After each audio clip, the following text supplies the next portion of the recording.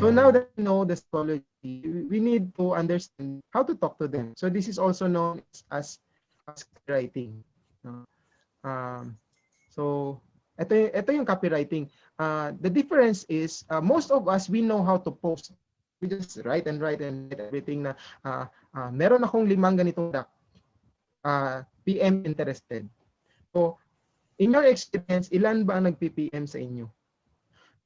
Might be your friend, your closest friend, yun yung magla-like, no? So you need to create a very, very good na copy yung tawag. Hindi ka nangungopia, pero copy yung tawag doon sa text sinusulat mo. And always put in your mind kung anong gusto mong ipagawa sa kanila. So let's say, do you want them to watch a video? Do you want them to go to your website? Do you want to offer? Do you want to purchase a product? Do you want to book an appointment? Do you want to like your page? Subscribe to your... So, ito yung mga kaibahan nung just writing and copywriting. Copywriting, may purpose ka always. Nasa mind mo yun. Isusulat ko to kasi gusto ko silang pumili ng product ko. Gusto ko silang pumunta ng website ko. So, mga ganun. And there are lots of frameworks. No? Ang framework is turned on how you will post yung sinusulat mo. But I will just, kasi now medyo agawal tayo sa oras, I will just share two. So the first one is sorry, black and screen. Ang first framework or first pattern is PAS. Meaning ng PAS is problem, agitate, solution. So first, you need to identify what is their big problem. And the second part is agitate. Ito yung masaya kung akong tatanungin niyo. Ito masaya dito. Kasi alam mo yung problem nila, agitate mo pa. So parang ipapa-feel mo pa sa kanya kung problema yung nakita niya yun. And for your solution. And then ask them to take an action. So just example, this is in real estate industry. Halimbawa, are you looking to buy the perfect home in Davao City but you're afraid that you will make the wrong choice? So yun yung problema niya. Na yun yung na-identify kong problema nung gustong bumili. Agitate mo yun. I understand you. After all, it is really difficult to find the perfect home for you, for your family at the right price point. Napakahirap maghanap ng value for money na bahay. And not to mention, there are a lot of so-called property experts that are only in for the commission instead of finding you a perfect home.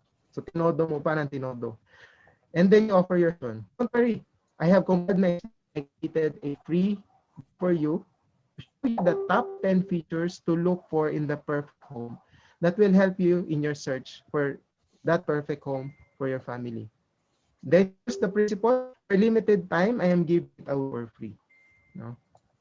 And then make one action. Click the button below so I can send you the free ebook. And okay. So the other framework. Sorry, binibilisan ko lang ha. The other framework is for those who like to tell stories. No? Kung mahilig kayo kwento about your story, you can do this. You can use this.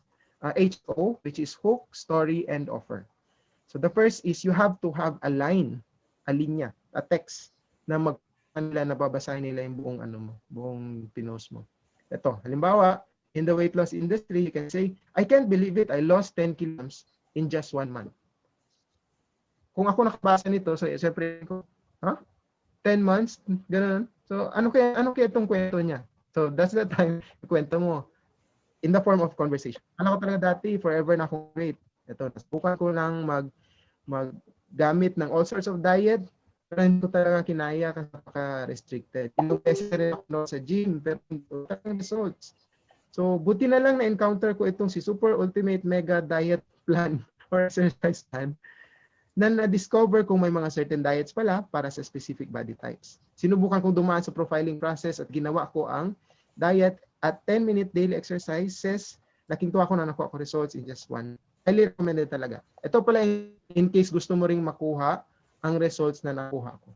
And then you post your affiliate link or yung mga social proof ng product mo. Dinaan mo siya sa story, people will tend to you. So in your next na mga postings, you can use this.